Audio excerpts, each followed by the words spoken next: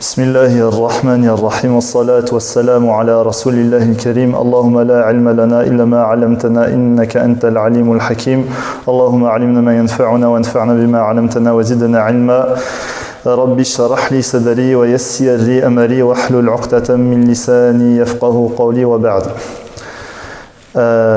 Toujours dans un essai de traduction au cours de Cheikh Saïd Hafizahullah, donc du livre At-Tasihil li Ulum al-Tanzil, donc les sciences de la révélation simplifiées d'Ibn Juzay. Et la dernière fois nous avons parlé donc d'Al-Fatiha, qui est donc la mère de toutes les sourates. La première chose qui a été dite par rapport à celle-ci, c'est qu'il y a différentes dénominations, c'est-à-dire qu'elle se fait dénommer la sourate de la louange, comme l'ouverture du livre, comme celle qui protège, comme celle qui guérit aussi par la grâce d'Allah subhanahu wa ta'ala. Et aussi elle se fait nommer Sab'ul Mathani, ici qui pourrait être interprété de deux sens, qui pourrait dire les 7 qui se répètent inlassablement, ou les 7 par lesquels Allah subhanahu wa ta'ala nous a accordé l'exclusivité, en ce sens où on en est l'exception. Avant nous, elles n'ont pas été révélées et on est les seuls, donc la dernière communauté qui vont bénéficier de ces 7-là. Donc la sourate al-Fatiha a différentes dénominations et elle est connue par ces différentes appellations-là.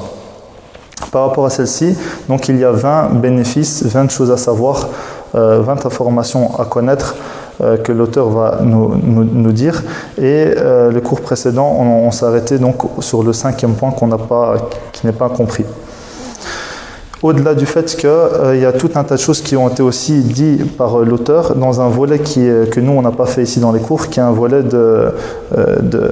d'exégèse quant aux mots de Surat al-Fatiha. Donc c'est les choses qui ont été dites dans ce volet-là, donc qu'on n'a pas parcouru ici dans les cours, il ne va pas les redire à nouveau. La première chose donc c'est un préambule avant qu'il rentre dans les points qui va nommer, donc les 20 choses importantes qui sont par rapport à Al-Fatiha. Le préambule, c'est qu'il dit, est-ce que Al-Fatiha d'abord c'est une sourate médinoise ou mécoise? Et il y a une divergence quant à cette question-là. Il y a un avis qui dit qu'elle est 100% mécoise, un autre avis qui dit qu'elle est 100% médinoise, et un troisième avis qui dit qu'elle est moitié-moitié. Moitié médinoise, donc moitié mécoise. L'auteur ici ne tranche pas, rahimallah, sur la question, mais Cheikh Hafizahullah nous fait comprendre que celle-ci est mécoise, tout simplement parce qu'il y a une ayah qui dit « وَلَقَدْ آتَيْنَاكَ سَبْعًا مِنَ الْمَثَانِ وَالْقُرْآنَ الْعَظِيمِ » Donc ici, qui est dans une sourate al-Hijr, donc un verset dans sourate al-Hijr, et qui fait l'objet d'un consensus parmi les savants que cette sourate-là est complètement mécoise. Donc qui est complètement mécoise, et ici dans un sens rapproché du verset, c'est que on t'a apporté donc sab'an min al-mathani, donc on avait dit précédemment que ça veut dire al-Fatiha ainsi que le Coran, et ça a l'impératif, donc on t'a révélé, on t'a apporté al-Fatiha, donc c'était avant Surat al-Hijr, donc automatiquement on peut comprendre que al-Fatiha est une sourate mécoise. Et subhanallah, c'est aussi l'avis de l'éminent savant al-Qurtubi, donc que Cheikh nous rapporte ici. Donc ça, c'est par rapport à ce qu'elle est mécoise ou médinoise. Et aussi par rapport au nombre de ayah, ou du moins comment chaque verset, comment il est. Ici, il n'y a aucune divergence parmi les savants quant au fait que Al-Fatiha comporte bel et bien 7 versets. Donc il y a 7 versets pour Al-Fatiha. Par contre, ici, il peut y avoir un problème qui se pose, étant donné que précédemment, on a pu voir que Al-Basmala, dans l'école malikite, n'était pas considéré comme un verset à part entière. C'est-à-dire qu'on pourrait penser que, selon l'école malikite, il y aurait donc 6 ayahs. Donc ça ne rentrerait pas avec le consensus qui est qu'il y a 7 versets. Et Cheikh Hafizahullah donc, nous dit ici que donc, dans le Masahif qui donc dans la lecture de Warsh et Qaloun, initialement en fait il y a 7 versets, en ce sens où le basmala ne compte pas, mais la dernière sirata alladhina an'amta alayhim, ici ça s'arrête, donc il y a un verset, et la suite, ce serait un deuxième verset. C'est-à-dire que le verset qui est pour nous en Hafs, c'est un et un seul verset, et eux ils le divisent en deux, et ce qui fait qu'au final, que ce soit d'un mushaf ou dans un autre, on arrive bel et bien à 7 versets et, pour tout un chacun. L'un considère que le basmala fait partie d'un verset et donc la dernière ayah est une ayah, et l'autre ne considère que le basmala n'est pas une ayah et il divise donc la dernière ayah en deux.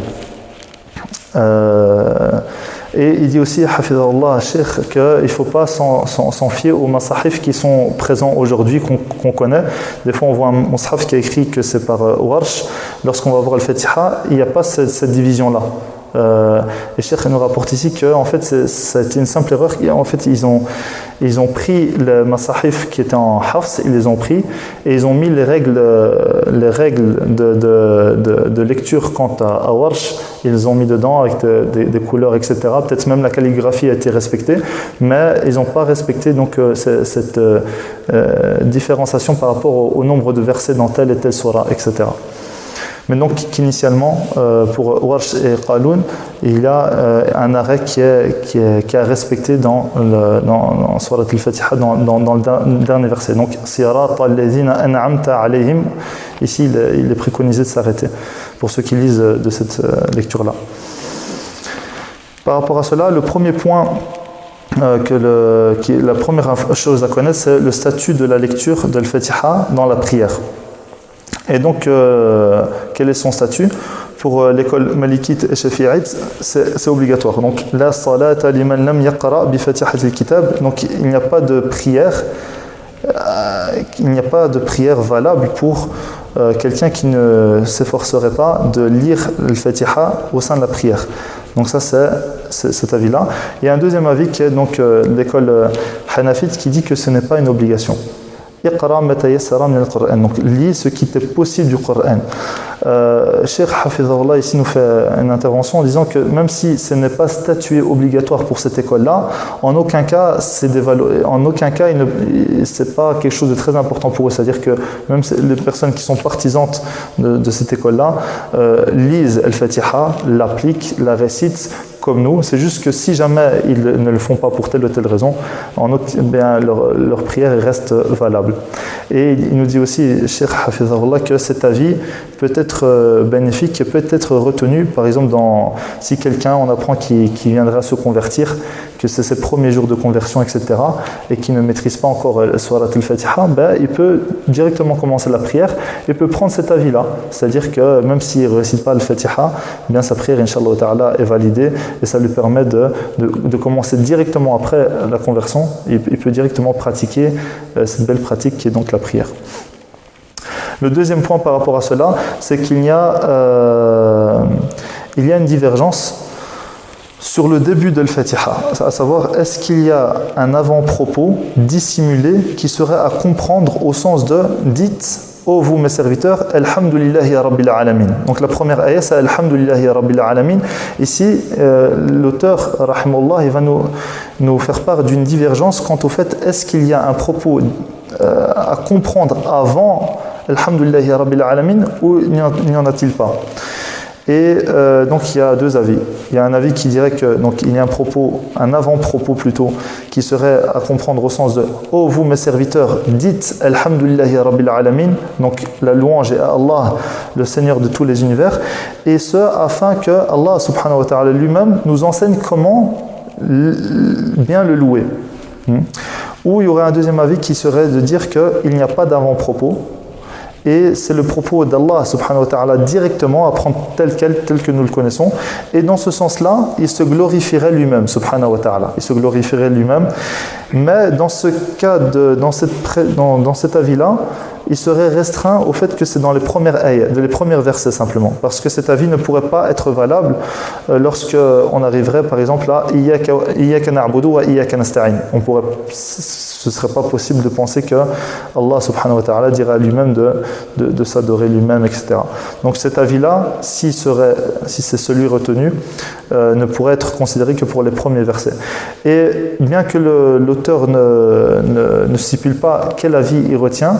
Ici, Cheikh Hafizullah, plus tard, on va le voir, dans les entre les lignes, il nous a fait comprendre qu'on peut supposer que l'auteur est plus favorable quant au premier avis, c'est-à-dire qu'il y aurait un avant-propos qui stipulerait de dire, ou qui pourrait être compris par le sens « Oh vous mes serviteurs, dites Alhamdulillahi Rabbil Alamin ». Le troisième point, c'est par rapport à Al-Hamd. Donc ici, le fait de porter louange à Allah subhanahu wa ta'ala. Et l'auteur nous met en perspective Al-Hamd, donc le fait de porter louange à Allah, le remerciement. Et Cheikh Hafizullah, il va nous rajouter une troisième chose en perspective, c'est le fait d'éloger quelqu'un. Donc Al-Madh. Il va nous mettre ces trois choses en perspective là et il va nous faire une comparaison d'une certaine façon. Donc Al-Hamd ici, c'est le fait de porter louange donc c'est le fait de porter louange et qui serait dans un sens plus large que le remerciement, ash-shukr.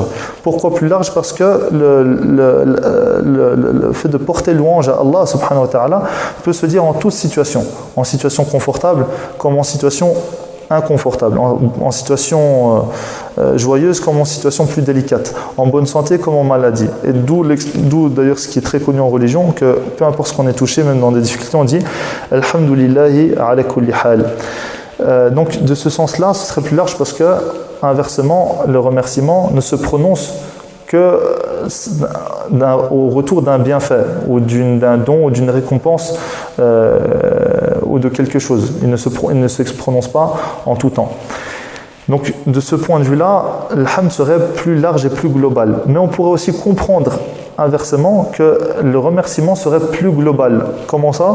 Puisqu'il peut s'exécuter, s'accomplir de trois manières différentes, pas seulement avec la langue, contrairement à l'hamd, mais il pourrait aussi s'exprimer par le cœur.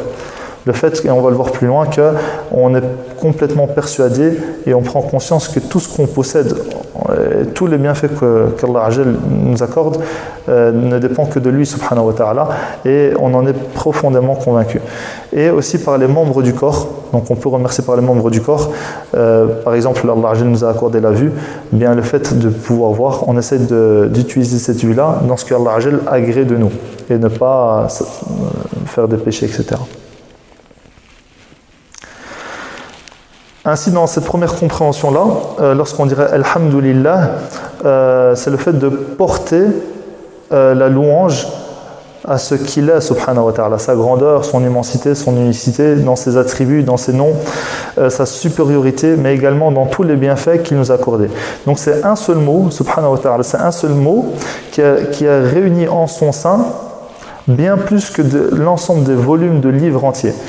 Et il nous suffit tous de savoir que c'est le premier mot par lequel le livre commence et c'est la dernière invocation que les gens du paradis prononceront. Ensuite, par rapport... donc ça c'est dans la compréhension où l'hamd serait plus global, plus large que le remerciement. Mais l'auteur vient nous parler de le remerciement en tant que soi et il nous rapporte donc les trois possibilités de remercier Allah subhanahu wa ta'ala. Il y a le premier remerciement qui serait le remerciement de la langue, à savoir que lorsque le remerciement commence par le fait de parler des bienfaits qu'Allah Azzawajal t'a accordé. Et ici, il y a une tradition prophétique qui nous dit que dans le sens... dans une traduction de celle-ci qui dit la discussion sur les bienfaits qu'Allah t'a accordé en soi est un remerciement. Donc le fait de discuter de ce qu'Allah t'a pourvu, t'a accordé comme bienfait est un remerciement. Et si Cheikh nous rajoute que bien sûr lorsqu'on applique cette tradition prophétique là, il faut toujours veiller à son intention. Donc parler des bienfaits qu'on a, mais avec une bonne intention et ne pas s'enorgueillir, etc., etc. Donc ça c'est le premier remerciement. Il y a aussi le remerciement par les membres du corps, c'est-à-dire utiliser les membres qu'Allah t'a accordés dans ce qui t'agrée. Donc c'est-à-dire les yeux, voire ne pas regarder des choses illicites. Les pieds, ne pas t'employer à faire tout et n'importe quoi. Par exemple, ne pas partir au cinéma. Ça, c'est Cheikh qui a dit, donc je traduis. Ou partir dans des endroits où on sait qu'il y a des péchés en abondance, etc., etc. C'est-à-dire que utiliser ces membres-là que l'Arjun nous a accordés dans son adoration et ne pas s'exercer à faire des fêtes. Elle boîte de nuit. Le troisième point, c'est par rapport au cœur. Le remerciement du cœur s'exécute par un sentiment profond que l'ensemble des choses qu'Allah subhanahu wa ta'ala t'a accordées n'est qu'un pur don de sa part et te l'a accordé gracieusement et généreusement et aucunement parce que tu le méritais ou que tu en étais légitime, mais simplement par pure bonté envers toi. C'est un sentiment profond que tu dois avoir. Et donc automatiquement à partir du moment où tu penses comme ça doit obligatoirement inspirer en toi un sentiment de profonde modestie et de peur, car à tout moment tu es conscient qu'Allah subhanahu wa ta'ala, comme il te l'a donné, peut le retirer et le reprendre. Et aussi il est dans l'intérêt de jamais dénigrer les autres, mais toujours invoquer en leur faveur et remercier Allah subhanahu wa ta'ala qu'il t'a préservé des maux que tu peux voir. Et par rapport à cela, Cheikh Hafizahullah, il s'est remémoré une histoire de Cheikh et Dr Ayman Souaid Hafizahullah par rapport à donc, une histoire qui était entre deux personnes et les deux s'appelaient Salim ou Salim. C'est deux personnes qui s'appelaient Salim. Et Salim ici, donc il y a un sens à ce prénom-là qu'on pourrait le définir comme saint. Saint, S-A-I-N. Pas avec T, saint. Donc S-A-I-N. Et ces deux personnes-là, donc c'était deux collègues de classe ou deux étudiants ils avaient le même parcours, donc ils étaient ensemble en études, etc. Et ils avançaient dans le chemin de la quête de la science, etc. Et ils grandissent comme ça. Donc ce sont deux collègues, mais les choses ont été que l'un est devenu un savant. Et continuant ce chemin-là, il enseigne, etc. Il a des étudiants et Binyar Matillah, il est dans les adorations, etc. Et l'autre, il s'est avéré qu'il a lâché tout cela et il est devenu un alcoolique et il est tombé dans tout un tas de turpitudes, etc. Jusqu'à un jour où les deux se croisent. Donc les deux se croisent et donc l'alcoolique en question, il a vu donc son collègue, donc il s'appelait aussi Salim. Et de ce que j'ai pu retenir, donc il a interpellé, il a dit « Assalamu alaikum Salim ». Et donc les deux, ils ont pu constater, et l'un et l'autre, dans quelle situation ils étaient. C'est-à-dire que l'un, mashallah, il était dans une situation où c'est un savant, il a des étudiants, il est dans des bonnes actions, tandis que l'autre, il était dans une situation où on voit qu'il était dans la désobéissance. Mais cette même personne alcoolique, il a dit ne sois pas orgueilleux ou quoi que ce soit, sache que je m'appelle Salim, tu t'appelles Salim, mais on ne sait pas qui de nous deux auprès d'Allah subhanahu wa ta'ala est Salim, est saint. C'est-à-dire que il faut vraiment, et cette histoire-là a renforcé donc ce deuxième Salim qui était savant, en ce sens où il a compris que les bienfaits dans lesquels il baigne, en aucun cas c'est lui qui les a eus, mais c'est Allah subhanahu wa ta'ala qui, par sa grâce immense, privilégie et protège de tout un tas de choses.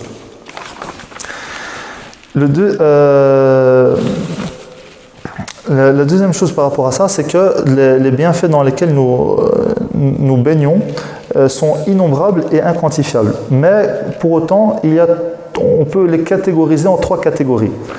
La première catégorie de bienfaits, ce sont les bienfaits mondains, tels que être préservé de tout maux, toute douleur, ou avoir de l'argent, etc., etc.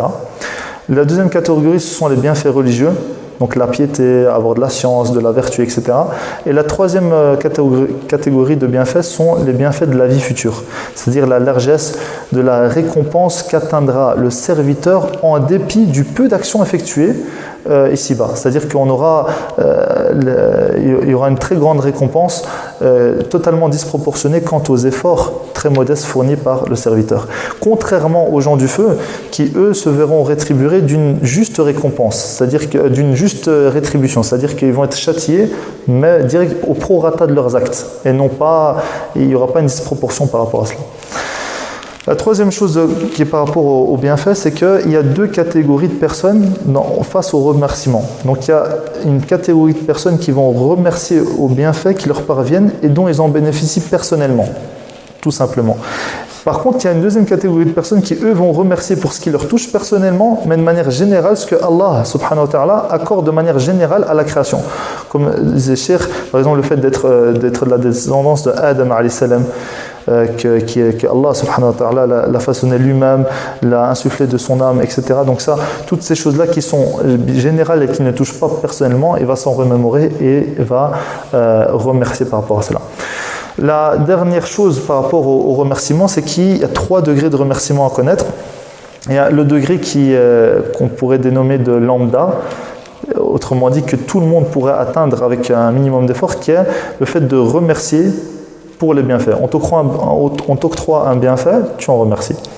Le degré supérieur serait de remercier pour tous les bienfaits, mais même les difficultés, les épreuves, en tout temps et toutes circonstances. Et Cheikh Hafizahullah, il nous rapporte une histoire ici, c'était d'un homme qui était très malade et qui était complètement cloué au lit, c'est-à-dire il ne pouvait plus rien faire. Si bien que Azakumullah, il avait, pour faire ses besoins, il avait fait un trou au sol parce qu'il ne pouvait plus bouger, ainsi il faisait ses besoins. Donc il était vraiment sur son lit, il ne pouvait pas bouger. Et cet homme-là, il pleurait sans arrêt. Il pleurait sans arrêt.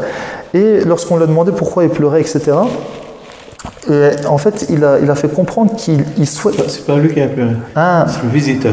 C'est le visiteur qui a pleuré quant à sa situation. Ouais.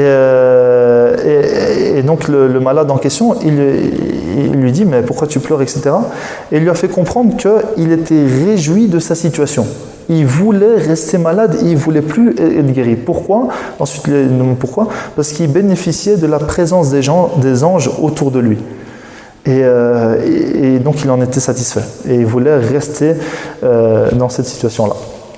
Et enfin, il y a un dernier degré, donc supérieur, qui est un degré qui... donc c'est le fait d'oublier l'évocation des bienfaits pour se focaliser totalement sur celui qui t'a accordé les bienfaits, donc qui n'est qu'Allah subhanahu wa ta'ala. Donc ton regard se porte sur Allah, lui et lui seul, et tu le remercies parce qu'il mérite d'être remercié tout simplement.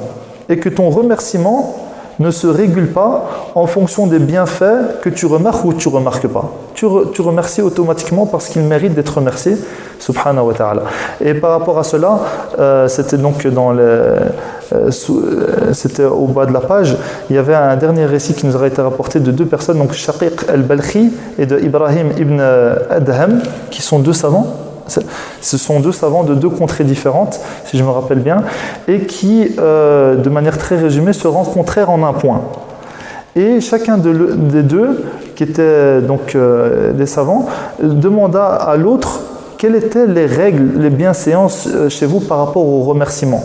Et l'un des 2, donc Shaqiq al-Balkhi, il lui disait que, en ces termes, il dit « Lorsque nous recevons quelque chose, nous remercions, et lorsque nous n'avons rien, on patiente sur ce fait-là. » Et donc le deuxième, donc Ibrahim ibn Adham, lorsqu'il a entendu ça, il a dit ça c'est le cas des chiens de votre quartier, ça c'est pas quelque chose de louable. Et ensuite, donc, il s'étonna et il dit alors, toi, quelle est la bienséance chez vous par rapport au remerciement? Et donc, Shaqiq al-Balkhi, il lui dit nous, quant à nous, Ibrahim ibn Adham. Et lui, il lui dit lorsque nous recevons quelque chose, nous partageons. Et lorsque nous en sommes privés, nous remercions. Alhamdulillah. Tu as répété ce que tu as dit tout à l'heure? Parce que c'est Shaqiq al-Balkhi qui a dit ça. Après, Ibrahim ibn Adham, il a dit le remerciement des chiens. Oui, et ça c'est Ibrahim ibn Adham qui dit que chez eux, lorsqu'il c'est Shaqiq al-Balkhi qui a dit ça. Il a dit quand Allah nous donne, on donne quand on est prêt. C'est l'inverse. Okay. Après Ibrahim Adham, il a dit c'est comme les chiens de Balkh. C'est pour la différence entre vous et les chiens. D'accord, mais c'est l'inverse alors. Bien, c'est l'autre. Je peux le réciter. Donc en fait, donc, ils se rencontrèrent en 2 points. Et donc, lorsque on posait la question à Ibrahim ibn Adham, quelles étaient les bienséances quant au remerciement, et il disait que lorsqu'on on reçoit quelque chose, alhamdoulilah, on remercie. Et lorsqu'on en est privé, on patiente. Et donc, Shaqiq al-Balkhi, il dit, ben ça c'est le cas des chiens qui sont dans... Non, c'est Ibrahim Adam qui a dit c'est le cas. Ah, c'est l'inverse. Ben, il faut lire là, on traduit. قدم الشقيق البلخي مكة وإبراهيم بن أدهم بمكة فاجتمع الناس فقالوا نجمع بينهم فجمعوا بينهما في المسجد الحرام فقال إبراهيم بن أدهم لشقيق يا شقيق على ماذا أصلتم أصولكم؟ قال شقيق أصلنا أصولنا على أن إذا رزقنا أكلنا وإذا منعنا صبرنا فقال إبراهيم بن أدهم هذا كلاب بلخ إذا رزقت أكلت وإذا منعت صبرت فقال شقيق فعلى ما أصلتم أصولكم يا أبا إسحاق فقال أي إبراهيم بن أدهم أصلنا أصولنا على أن إذا رزقنا آثرنا أي أعطينا غيرنا وإذا منعنا حمدنا وشكرنا يعني نشكر على المنع. Voilà, donc en fait, je me suis juste emmêlé le pinceau par rapport au prénom. Donc c'était Ibrahim ibn Adham qui disait à Shaqiq al-Balkhi, dis-nous quelles sont les règles de bienséance par rapport à toi dans ta contrée quant au remerciement. Et donc Shaqiq al-Balkhi, il lui dit, lorsque nous recevons quelque chose, bien nous remercions, et lorsque nous en sommes privés, nous patientons. Et Ibrahim ibn Adham, il lui disait, ça c'est le cas des chiens de Balkh, de ta contrée, de ton village. C'est pas quelque chose de très, très, très noble. Et donc Shaqiq al-Balkhi, il va lui poser donc alors lui-même à son tour la question, et toi, quelles sont les bases, quels sont les fondements sur lesquels vous vous basez par rapport au remerciement? Et donc il va lui dire, quant à nous, lorsque nous recevons quelque chose, bien nous le partageons, et lorsque nous en sommes privés, bien tout simplement, on remercie à ce moment-là. Et donc ça c'est par rapport à l'histoire. Et la dernière chose qui a été dite, c'est par rapport au mérite de ce caractère-là, donc qui est le remerciement. Il faut savoir que c'est une caractéristique qui est un nom d'Allah subhanahu wa ta'ala, qui est Ash-Shakur. Donc c'est-à-dire que nous devons nous aspirer à adopter cette même caractéristique, puisque c'est une caractéristique d'Allah subhanahu wa ta'ala, et donc qu'elle est aimée auprès de lui subhanahu wa ta'ala. Wallahu ta'ala a'lam.